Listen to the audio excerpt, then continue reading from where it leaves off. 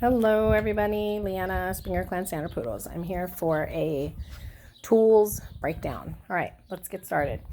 This is a long prong rake. This is important. This is a long prong slicker brush. As you can see, mine is chewed on and there's hair. I use this all the time. These are combs. These are super, super important. They're very, very helpful with cutting when you're scissoring. Getting that fine cut brings up hairs so you can get a nice clean cut. This I'm not super fond of, but people like it, and I do use it every now and then for really badly matted dogs. When you have a really bad mat and you can't get through it with the comb, the slicker, or the rake, then this is your go-to. You slide this in, and the tips of these are razors, pretty much. So that's why there's this guard, you hold it. So don't put your hand on it and slide it super fast because you will cut yourself. But it cuts the knot. You could do the same thing with a scissor. You can slide it and just pull the scissors through. But this is super helpful for those really sticky knots. Scissors. This is an 8-inch straight. This is an 8-inch straight. This is my first pair of scissors ever. Kylie got them for me. They're amazing. Changed my life. This is, I believe, a 6 or an 8-inch curved. I'm not exactly sure, but I prefer a long curve because it gives you a better clean cut, especially on the top knot. On the palms, you might get away with this, or even the tail, but I prefer a long 11-inch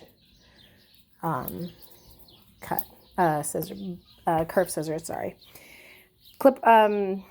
Tweezers. These are tweezers. Tweezers are good for air plunking, so that's essential.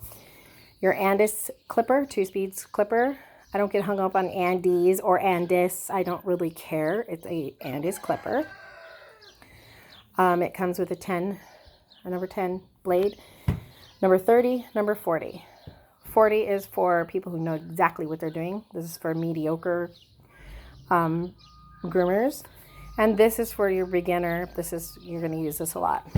These are clip-on combs. Here's the set. It's a wall clip-on comb. I do not recommend magnetic.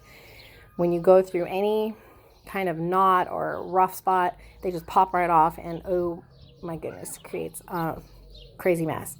So clip-on, they're on a spring and they slide right on. We'll go over that later, but this is just for tools right now. Oops, that goes that way.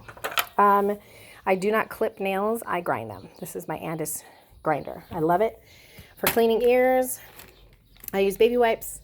I also use these, but these have a lot of moisture in them, and I find that it creates too much moisture, too much cleaning fluid, too much everything. So I usually do baby wipes first, which breaks down oil and grease and wax and dirt really, really well. Keep it in a Ziploc bag or they will dry out. Cool Care. This is essential for cooling down your blade and for cleaning. Witch Hazel is for calming the skin after you have burnt or cut too close or nipped your dog and there's a little bit of a wound. It calms the skin. It works really, really well. I also have a toolbox with all of my other essentials. Extra stuff. I have an extra blade, an extra clipper, some blades, blah, blah, blah. Here's my blower to dry the dog. Works awesome. And of course, to clean up my mess is my shop vac. Those are all the essential tools, including the table. Do not groom on the floor. Do not groom on the ground. You can groom on any kind of table. This is my table. I can pump it. And I keep this rug on it because it's harder for them to slip and slide. I find that they slip and slide on this a lot worse. This gives them traction, so I put a rug over it. It works really well. Also, when you set up your table, set it up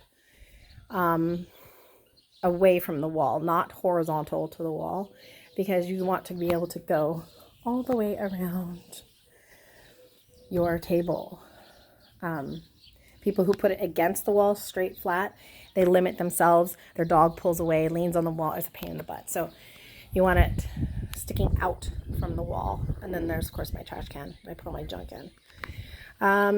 Okay, that's it for all the tools.